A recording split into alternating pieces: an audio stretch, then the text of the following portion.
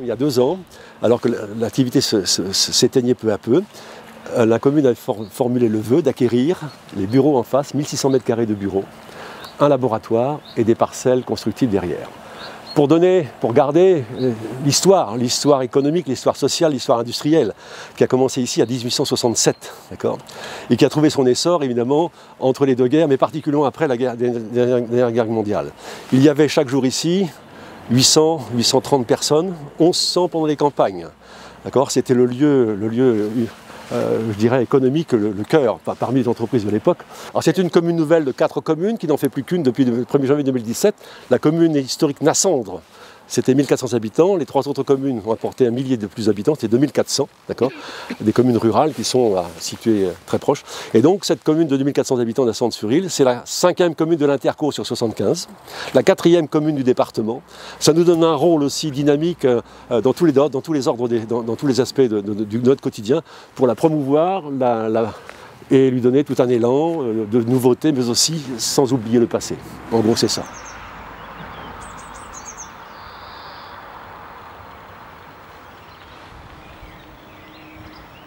Il y a quand même ce lieu-là qui témoigne ce qui a été construit, inauguré en 1930, une école non confessionnelle, mais d'entreprise, concurrente entre guillemets à l'école communale de l'époque.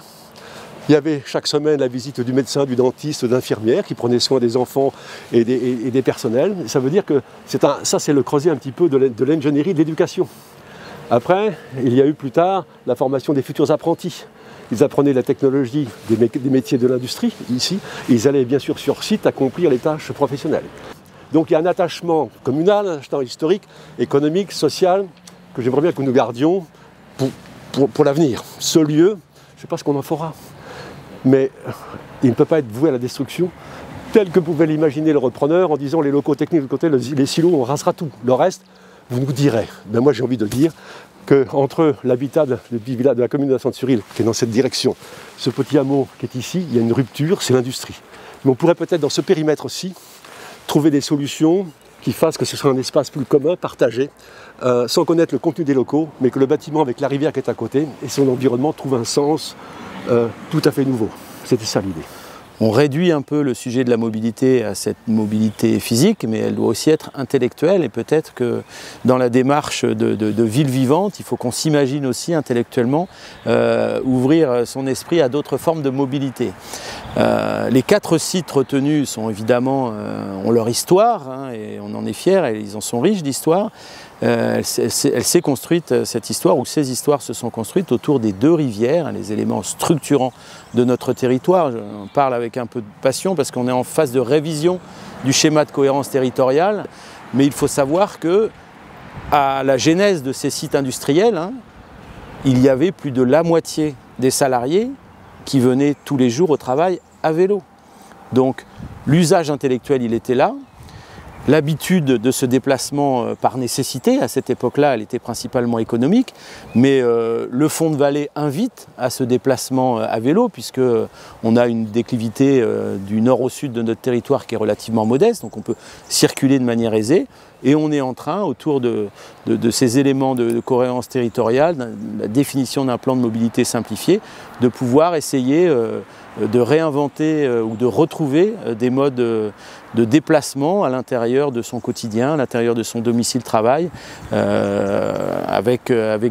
va éviter cette catastrophe d'autosolisme dont on paye aujourd'hui, sonnant et trébuchant, avec les différentes hausses que l'on connaît, les effets négatifs. Il n'y a pas vraiment eu de révolution démographique sur le territoire. On voit une vraie attractivité vers l'économie, puisque l'économie elle est plutôt tournée vers la métropole rouennaise, vers l'est de notre territoire, et puis le sujet de désindustrialisation qui est encore malheureusement présent sur l'ouest, vraiment très rural, qui vivait sur 2 jambes, entre une économie agricole et puis une économie industrielle liée à l'énergie de ces rivières dont on parle.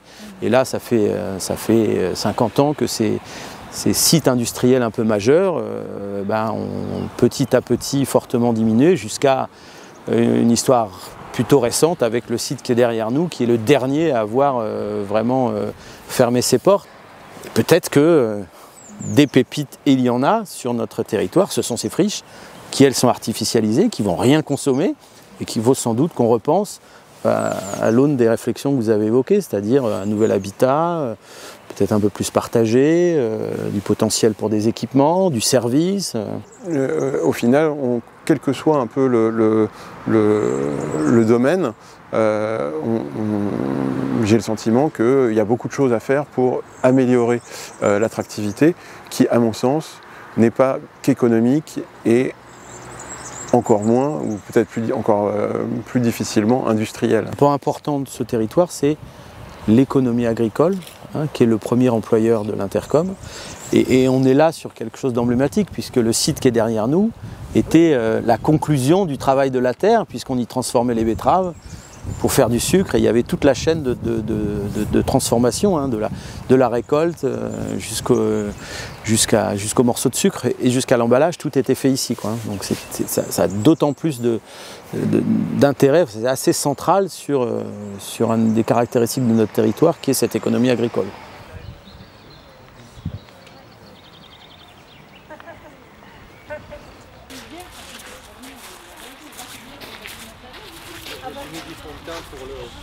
Donc c'est un lieu qui est très ancien, qui a été une filature, qui a été une ébénisterie, qui a été une usine de fabrication d'avions de voltige et puis de fabrication de télévision dans sa dernière vie industrielle. Donc il n'y a plus d'activité industrielle ici depuis environ 30 ans. Néanmoins, il y a toujours eu de la vie en fait sur ce site. Le lieu n'a jamais été complètement délaissé. Et depuis 10 ans, il y a divers projets qui ont tenté d'émerger sur le lieu. Des projets qui ont toujours tourné finalement autour d'un triptyque, je dirais, qui est l'artisanat. Donc on a beaucoup de personnes qui font ici, on a des artisans, on a des machines, on a de l'espace. Donc dans l'idée de faire, de construire. On a aussi un passé en lien avec la culture, parce que ce lieu a été un lieu de réhabilitation de décors pour le spectacle vivant, ça l'est toujours, un lieu de stockage également. C'est un lieu de création avec des résidences d'artistes, un lieu de monstration où on peut, voilà, il y a un chapiteau aujourd'hui qui nous permet encore d'accueillir du public pour des événements culturels. Et notre troisième pilier, c'est vraiment le pilier écologique, dans le sens où on est sur une zone Natura 2000, c'est pas anodin, on a une responsabilité par rapport à ce lieu sensible, et je dirais qu'on s'impose d'avoir des projets écologiques du point de vue de l'environnement, mais aussi du point de vue des habitants, dans le sens où ici ça a toujours été un lieu d'accueil pour des personnes finalement au profil vraiment très très varié. Les industriels du Nord sont arrivés avec le textile et ont utilisé une chose importante, ils s'installaient près des rivières parce qu'ils utilisaient la force de l'eau pour différentes choses. D'ailleurs, il y a un projet de centrale hydroélectrique sur le site. On parlait tout à l'heure des avions de voltige, donc c'est des avions de prestige, puisque ce sont les Cap 10, Cap 20, c'était les avions qui étaient utilisés par l'armée de l'air pour l'entraînement des pilotes de chasse. La région de Bernay, Cerquigny, Nassandre, Brionne était une zone industrielle très très forte à une époque. Moi, je vous dis, ici, il y avait 400 personnes. Le site de Cerquigny, que vous allez voir, il y avait à peu près 400 personnes qui travaillaient. Saint-Louis-Sucre, il y en avait 800. Et voilà, donc c'était vraiment, au niveau industriel, dans les années 60, c'était la première délocalisation. C'est-à-dire que les entreprises parisiennes s'étaient délocalisées en campagne. Donc on a vraiment différentes architectures qui sont collées ensemble.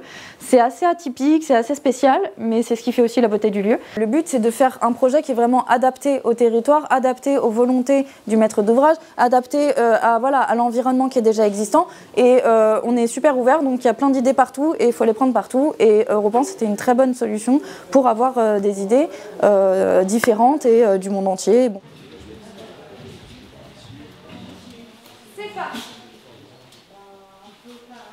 C'est ici où c'était le lieu de construction, de création des décors. C'est ici où qu'on bricole, c'est ici où on stocke nos machines, c'est ici où on stocke la peinture, la résine. Ici, c'est là où on soude, l'atelier ferraille.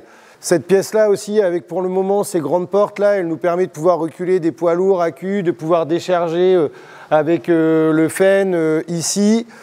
C'est aussi le lieu où, comme vous pouvez voir pour l'instant, en haut de la mezzanine, on a le CDN de Nanterre qui stocke leur décor ici. On a 6000 m², on en utilise à peine 2000, donc il reste énormément d'espace normalement utilisable où les projets peuvent continuer à avancer, quoi.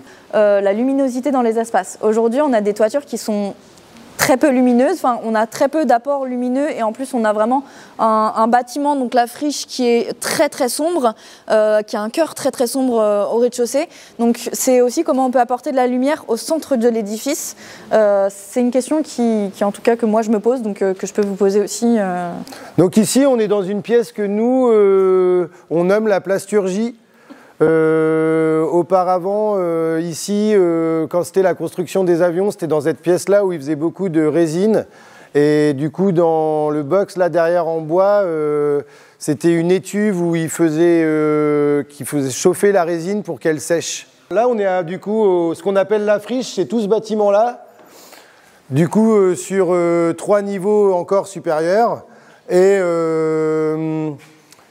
alors là, ça va, c'est à peu près sec, mais il faut savoir que en plein hiver ici, il y a de l'eau partout, quoi.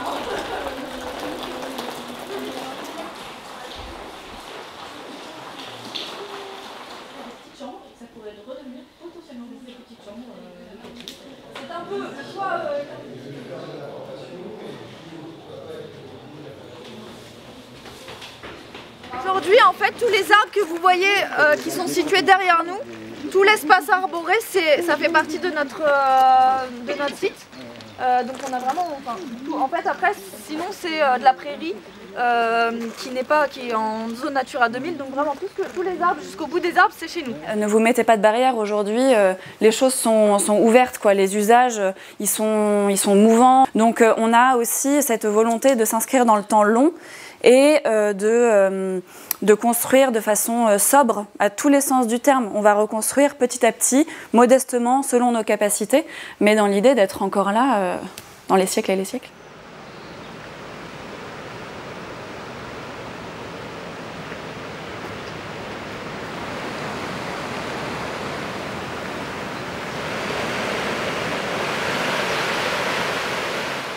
Donc pour nous, l'idée c'était de s'interroger sur les moyens de retrouver une attractivité pour notre territoire. Nous sommes un chef-lieu de canton avec un petit bassin de vie, mais un bassin de vie tout de même important. Et à ce titre, nous nous devons de pouvoir assurer un certain nombre de services publics pour l'ensemble des habitants, non seulement de la commune, mais également des communes du bassin de vie. On sait que Brionne existe depuis l'époque romaine.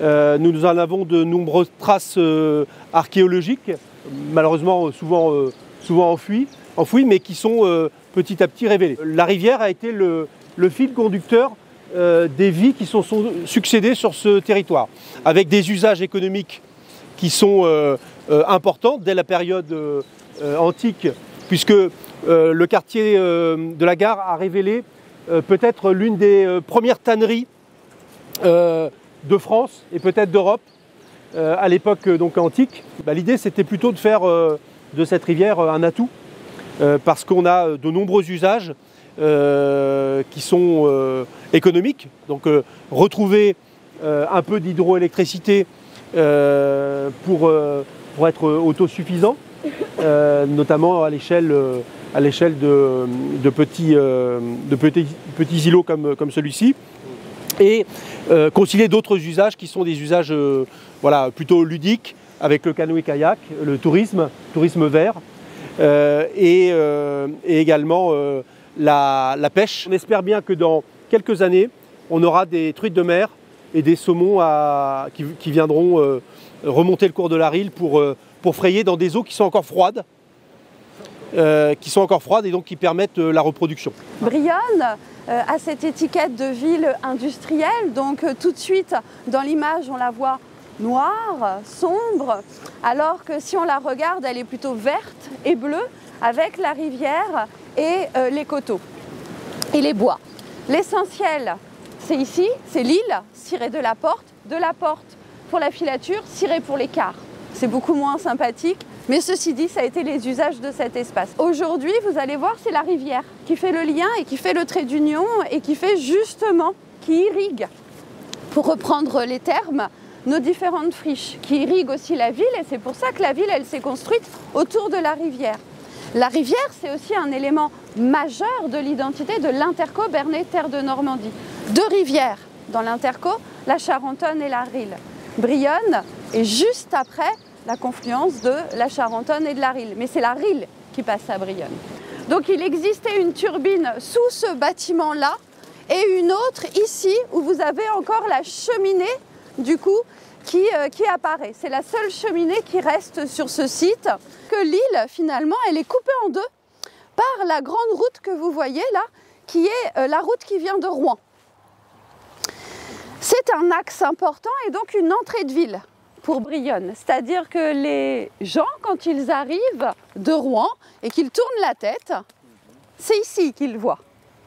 Donc on a un enjeu aussi en termes de visibilité, d'attractivité de ce site.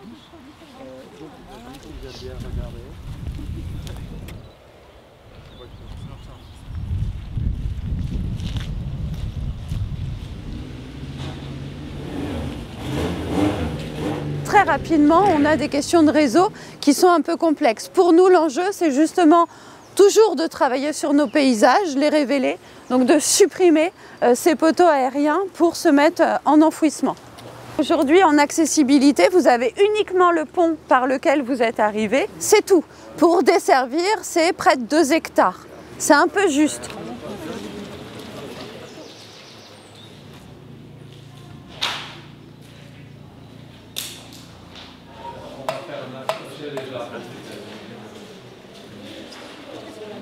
Donc vous voyez à quel point on a une proximité des friches et elles sont toutes reliées par la rivière qui fait le trait d'union entre les friches.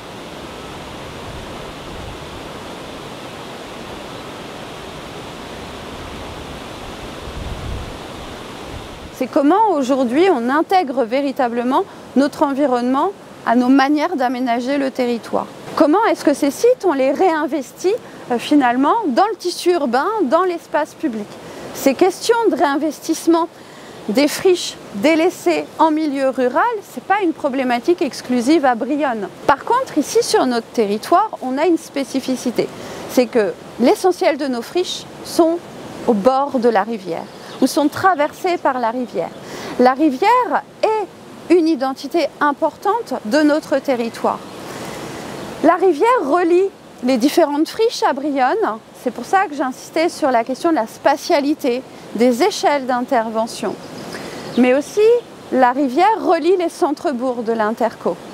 Et les 4 sites candidats sont tous reliés et connectés par la rivière. Ce sont des friches industrielles en milieu rural, délaissées. Comment est-ce que, et c'est la problématique qu'on a posée et à laquelle on essaye de répondre, comment est-ce qu'on réimagine des nouvelles manières d'habiter ces espaces? À l'origine, ce site, c'était une filature. Donc au XIXe siècle, du fait de la Risle et de la Charentonne qui sont là, une filature ça a besoin de beaucoup d'eau pour nettoyer, arranger, tresser, enfin bon, faire l'activité. Donc tout l'ensemble de ce site, vous allez voir, vous allez le découvrir, qui est sur comme 4,5 hectares. En 1901, ça s'arrête. Il y a donc une entreprise pharmaceutique qui est intéressée par le site, qui avait déjà un site en Touraine et qui a besoin de s'agrandir et de se rapprocher de Paris. Et toujours pareil, avec l'histoire de l'eau et de la rivière qui a toujours accompagné les hommes, ils ont été intéressés justement par cette rivière, c'est-à-dire peut-être nous aider un peu à me produire. Alors pourquoi? Alors dès les années 20, démantèlement de la filature, pour mettre cette entreprise pharmaceutique et chirurgicale, qui était un fleuron de l'industrie française. Ça a été une entreprise énorme, qui a embauché jusqu'à 600 personnes sur ce site, ici, et qui a eu un pôle de recherche très important et qui a inventé toute une série de choses chirurgicales et qui a eu énormément de brevets, et notamment des brevets internationaux. Donc je trouve que moi ce qui m'a intéressé dans ce site-là, c'est de remettre en valeur ce bâtiment-là, de le garder, de remettre en cohésion ce site originel, à savoir cette filature avec cette maison. Ce fut un château, jusqu'à très récemment, jusqu'en 44 précisément. Ce qu'il reste juste, peut-être de ce beau château, on va dire, eh ben c'est l'escalier. Je pense que l'escalier, elle n'a pas pris la bombe. Et puis dans les sous-sols du château, il reste quelques petits carreaux de ciment qui, je pense, sont d'époque. Alors, ces bâtiments-là ont une particularité, c'est qu'en fait, ils sont sur une île. Là, vous avez effectivement la Charentonne, sur laquelle nous passons. Par contre, juste derrière, ici, au niveau là, de tous ces peupliers d'Italie, derrière les peupliers d'Italie, eh ben, c'est la Rille qui est là. Donc là, la Charentonne se déverse un tout petit peu, effectivement, ici, dans la Rille. Et la Rille, ici, fait tout le tour et se rejoint derrière le bâtiment, les deux bâtiments. Et là, je suis en bout, la Charentonne est en bout de toute sa puissance. Donc c'est pour ça que les anciens ont pris ce site-là en intérêt, parce que là, on a toute la force hydraulique et toute la puissance de la Charentonne qui se retrouve ici, avant de tomber dans la Rille. Et donc là, on est classé aussi au niveau administration, on est en Natura 2000, ici, pour les projets. Donc c'est, alors cette partie-là, l'île. Par contre, de l'autre côté, on n'est pas en Natura 2000. Enfin, le château, l'usine, bon, il n'y a que cet endroit-là. Et vous voyez, la rivière, ben, elle fait le tour, tac, tac, tac, et puis ben, elle se rejoint, et la Rille et la Charentonne, dans la fin de ma propriété, les deux se rejoignent, qui ensuite rejoignent la Seine et qui ensuite rejoignent la Manche et l'océan et va jusqu'à New York.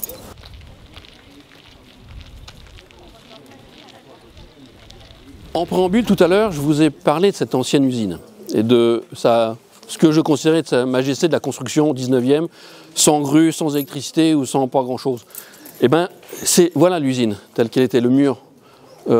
Partout. Donc, vous voyez quand même, les anciens, ils se sont fait chier à faire des briques, des petites briques rouges, des briques jaunes, des briques noircies sur champ, des fenêtres avec un cintre surbaissé, des petits mâchicouliers en partie haute. Enfin, vous voyez, c'est quand même...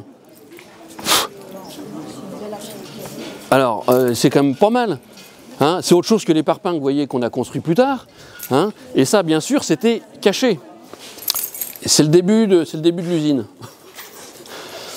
Là, j'ai fait un petit atelier, enfin mon petit atelier de menuiserie, que j'ai un peu caché. Et vous voyez que la toiture, par exemple, hein, elle n'est pas très ancienne.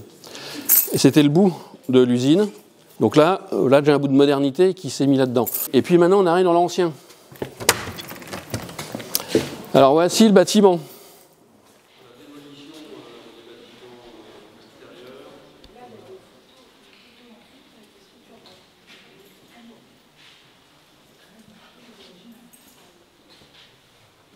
Et puis là, on a un bâtiment qui est autoportant en soi.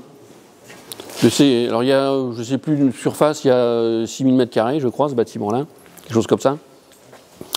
Et vous voyez qu'on n'a aucun mur. On a une portée qui est énorme. Et à l'époque, on n'avait pas de la mêlée-collée.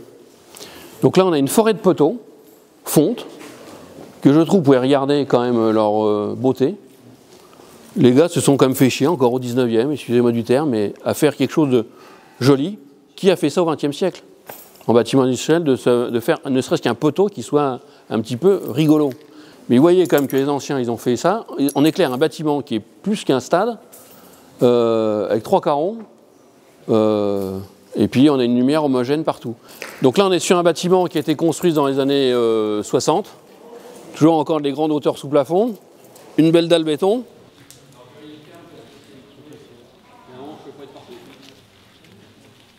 Alors vous êtes dans le bâtiment le plus récent en soi, et le bâtiment en plus mauvais état.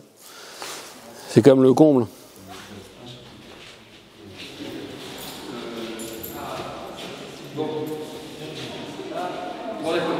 Et là, c'était donc tous les locaux, réfectoires, du personnel, d'une partie, les cadres de la petit bâtiment derrière, sanitaires en dessous, infirmerie, bibliothèque, locaux syndicaux en dessous.